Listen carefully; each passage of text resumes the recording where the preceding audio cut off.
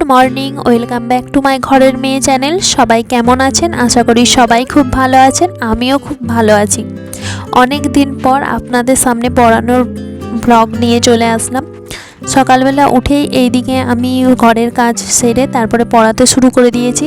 অনেক দিন হলো আপনাদেরকে পড়ানোর সময় কোনো ভ্লগ শ্যুট করি না। আসলে পড়ানোর সময়টা তো ছেলেদের কোয়ালিটি টাইম, তাই সেই সময় আমি ফোনে চট করে হাত দিই না। খুব এমার্জেন্সি বা খুব ফোন টোন না এলে আমি হাত দিই না। তো আজকে ভাবলাম আপনাদের সাথে শেয়ার করি, সেই জন্য একটু ভিডিও শ্যুট করে নিয়েছিলাম। তারপর পড়ানো হয়ে যাবার পর উঠে দেখলাম যে বাবা বাজার থেকে খুব বড় সাইজের একটা মাছ এনেছে। কেননা আজ হচ্ছে এই যে আমার পাশে দেখতেই পাচ্ছেন বসে আছে হনুমানের মতো দুটো ভাগ্নি। তো ওরা আজকে আমাদের বাড়িতে নেমন্তন্ন খাবে, মানে বনি ভাগ্নি তারপরে বড় বনি সবাই আমাদের বাড়িতে খাবে। সেই জন্য বেশ বড় সাইজের একটা মাছ এনেছে। আর এছাড়াও ফ্রিজে আরও মাছ রাখা আছে। তো এই মাছটা আমি তারপরে কাটার জন্য কলতলায় নিয়ে চলে আসলাম। তো আমি আসার সাথে ওরা বলছে আমরাও দেখব। সেই জন্য আমি পাশাপাশি দুজনকে বস করিয়ে রেখেছি যাতে পড়ে না যায়। ওইদিকে জলে ভর্তি, একবার পড়ে গেলে যা ঠান্ডা আবার সব চেঞ্জ করতে হবে।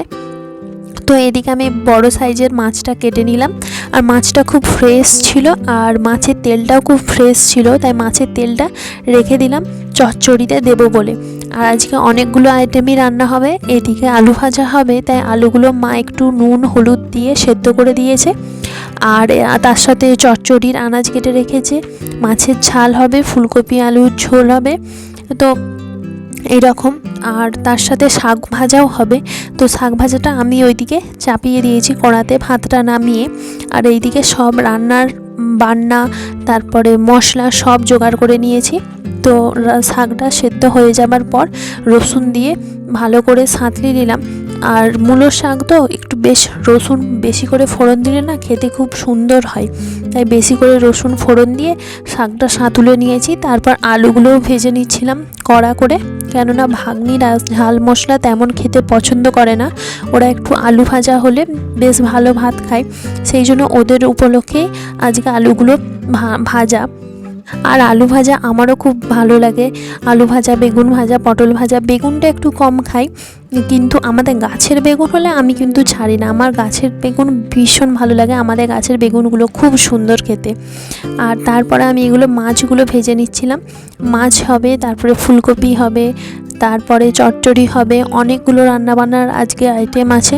তারপরে তো ধোয়া মাজা চান করা আছে। ওইদিকে মা পুজোর জোগাড় করছে, পুজো করবে বলে আমাকে রান্নার একটু হেল্প করে দিয়ে মা ওই দিকের কাজগুলো সারছিল।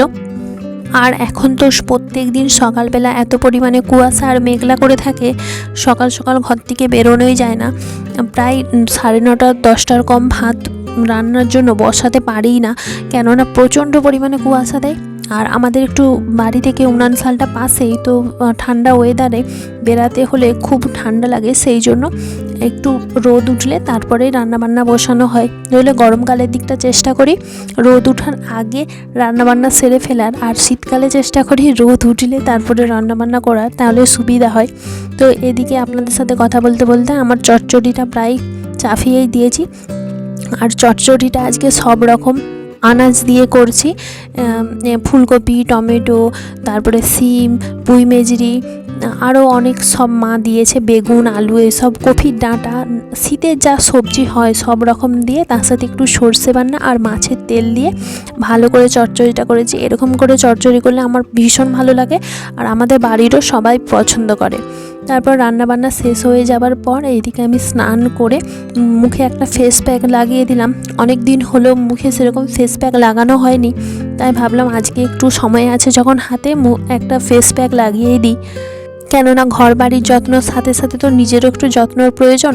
আর শীতকাল যেহেতু, এখন তো স্কিন পুরো ড্রাই হয়ে থাকে। আর আমার কিন্তু স্কিন, মানে মুখের স্কিন অতটা ড্রাই হয় না, গা হাত পা ড্রাই হয়, কেননা আমার প্রচণ্ড অয়েলি স্কিন। গরমকালে তো মনে হয় যদি মুখ থেকে মোছা হয় গামছাতে মনে হয় 1 টিন তেল বেরিয়ে যাবে এইরকম।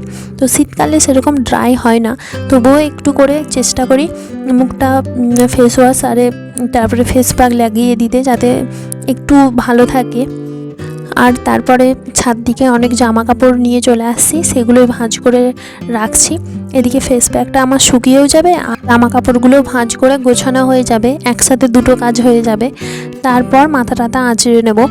তো এইদিকে সব জামা প্যান্টগুলো এক এক করে গোছ করে নিয়েছিলাম। আর এর আগের দিন জামা কাপড়গুলো কেচেছিলাম, কিন্তু রোদ্দুর আর কুয়াশা মিলিয়ে এতটা রোদ্দুর হয়নি বলে জামা কাপড়গুলো সব শুকায়নি। সেই জন্য আজকে সব শুকিয়ে গেছে আর একবার রোদে দিতে, তাই আজকে গোছ করে তুলে রেখে দিচ্ছিলাম।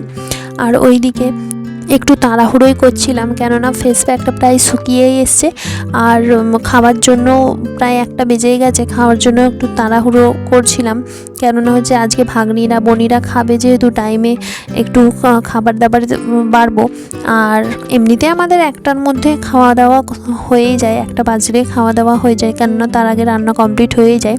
এদিকে আমার জামা কাপড় সব কমপ্লিট হয়ে গেছে গোছানো। আর এই যে ভাগ্নিদেরকে ভাত দিয়ে দিয়েছি, তো ওরা এদিকে মোস্তানি করতে ব্যস্ত, কে এতগুলো ভাত খাবো না, কেউ অতগুলো ভাত খাবো না, তো এইরকম বলছে। আর ওরা ভাত আগে থেকে তুলে রাখছে যে আমরা এতগুলো খাবো না বলে। তো ওদের মস্তানি করতে করতে আমরাও সবাই মিলে ভাত বেড়ে নিলাম। এদিকে মা বাবার সবারই ভাত বেড়ে নিল। তো খাওয়া দাওয়া কমপ্লিট হয়ে যাবার পর দুপুরবেলা এদিকে ঠাম্মু নারকেল কোড়াতে বসেছিল, কেননা ছোটো কাকিমণিদের হবে পাটিসাপটা, যেহেতু বোনিরা ভাগ্নিরা সবাই আসছে, সেই জন্য ঠাম্মু নারকেল কোড়াতে বসেছিল। আর আমি ওইদিকে চালগুলো মিক্সিতে বেটে নিচ্ছিলাম। আর বেটে নেওয়া হয়ে যাবার পর আর ঠাম্মুর যে নারকেলগুলো কুড়িয়েছিল সেইগুলো মেজবুনি ছাই করে নিয়েছিল। ছাই মানে নারকেল দিয়ে, আমরা এটাকে ছাই বলি, কে কী বলে আমরা জানি না। আর আমি এদিকে পাটিসাপটাটা গোন্নাটা গুলে নিচ্ছিলাম। পরিমাণ মতো নুন, গুড়, মিষ্টি অনুযায়ী ভালো করে দিয়ে মিডিয়াম একটা থিকনেস মতো গুলে নিলাম, কেননা পাটিসাপটা মিডিয়াম গুললেই ভালো হয় আর সরু পিঠে পাতলা। তো এদিকে গুলে নেওয়া হয়ে যাবার পর আমি পাটিসাপটাগুলো করতে লাগলাম এক এক করে। আমি কিছুটা করব, তারপরে কাকিমণি বসবে। তো আমার হাতে পিঠে মোটামুটি ভালোই হয়, সেই জন্য বাড়িতে সবাই বলে যে বৌমা তুমি আগে করতে বসো, বা এসো কোনটা কি করব একটু দেখিয়ে দাও। আমি সবারই থেকে ছোট হলেও কিন্তু পিঠে করার সময় আমার কাছ থেকে সবাই জানতে চায়, ওই জন্য আপনাদের দাদাভাই বলবে যে তুমি কি ঘরের এখন পিঠে করার কারিগর হয়ে গেছো। আমি বলি ওই ছোটোখাটো আর কি, যতটুকু শিখেছি। তো এদিকে আপনাদের সাথে বলতে বলতে আমার পাটিসাপটাগুলো এক এক করে হয়ে যাচ্ছিলো। আর তারপরে একটু সাদা তেলে ভেজে নিচ্ছিলাম। তো ঘি না থাকলে আমরা সাদা তেলে ভেজে নিই, সেটাও খেতে মন্দ হয় না, ভালোই হয়। তো এদিকে এক এক করে ভেজে নিচ্ছিলাম। আর ওইদিকে আমার 2 ভাগ্নি খেতে শুরু করে দিয়েছিল। একটা একটা করে খাবার পর বলছে মামিমণি খুব সুন্দর হয়েছে, দারুণ দারুণ। আমাদের তো শীত পড়া থেকে পিঠে ভালোই হচ্ছে, ভালোই খাওয়া হচ্ছে। আপনারা এই শীতে কেমন পিঠে বানা খাচ্ছেন অবশ্যই কমেন্ট করে জানাবেন। টাটা।